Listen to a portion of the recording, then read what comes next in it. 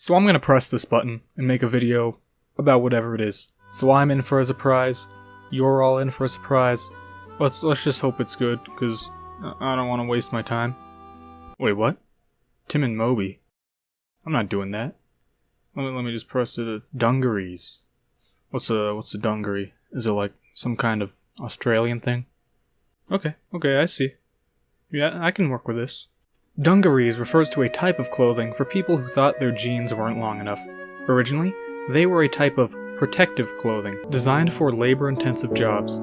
As you can see, this clothing is similar to jeans, both being made of a similar material, or in some cases the same material, and having a blue color. Though dungarees look stupid, and jeans are, they look okay. Now, dungaree can actually refer to a lot of different things. When non-plural, it refers to dungaree, the denim-like material that is used to make dungarees and jeans. Although, dungaree and denim are essentially the same thing. When plural, however, it refers to the clothing. And when spelled like this, it refers to the village in India where the material originated from. The article of clothing is more interesting, however. Most non-dungaree enthusiasts may know them as overalls. Because, yeah, I guess they're the same thing.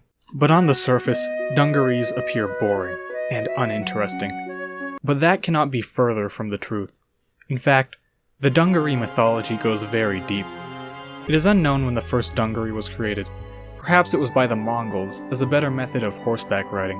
Or perhaps they were a thought experiment by the ancient Greeks, as the idea of pants were very foreign to them. Either way, the true origin of dungarees is mysterious and lost in the abyss of time. Some sources say that they were invented in the late 1800s, but there are also paintings of people using them all the way back in the 1700s. Chances are, they were homemade items made by labor workers for protection. It wasn't until Levi Strauss and Jacob Davis created jeans that dungarees were exposed to the masses.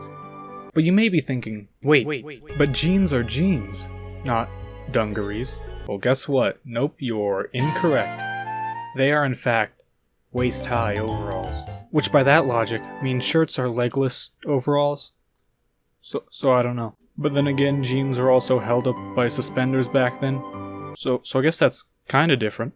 But then eventually some guy named Harry David Lee decided to fuse together dungarees and a long-sleeved shirt, which in turn created the ultimate form of protective clothing. They also look absolutely terrible. Eventually the military stepped in and were like, hey, we could use these.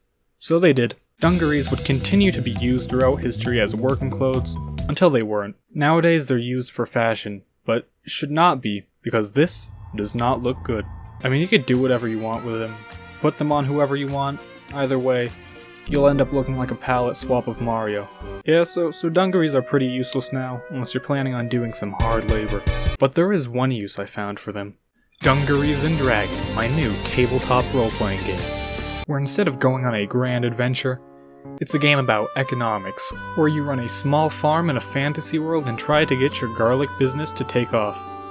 Releasing whenever I feel like it.